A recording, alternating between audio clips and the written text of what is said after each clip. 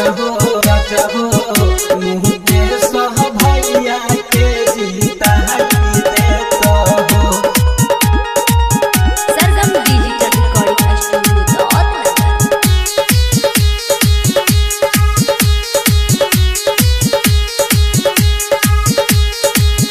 गल चुनाव धनी हम के बताहब केकरा के वोट दिहे तनी समझाहब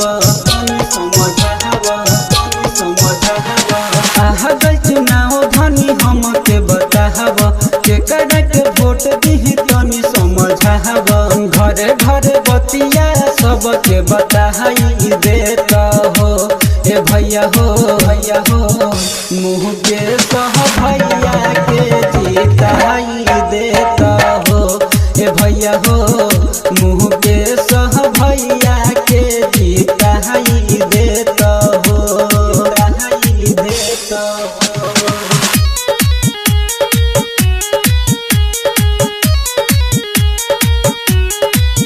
मुँह के सह भैया के जीताई देता हो।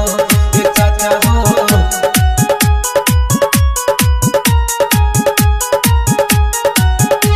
जीतला के बाद सेवा करी है सबका के गाँव में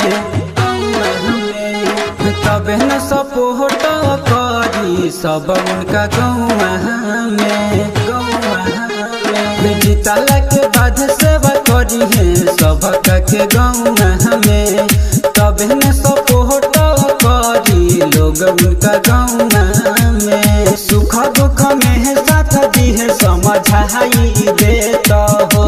ए चाची हो मुँह के सह भैया के जीताई देता हो। ए चाचा हो मुँह के सह भैया के जीताई देता हो।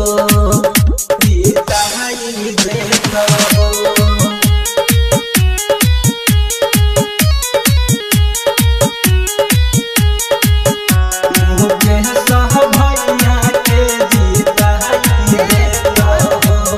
ए चाचा हो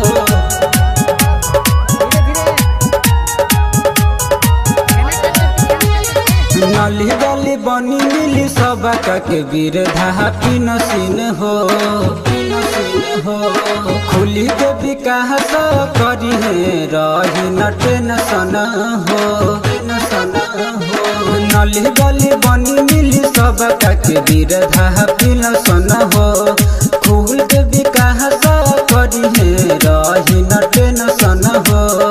कहेला रहबी झंडा लहराई देता हो।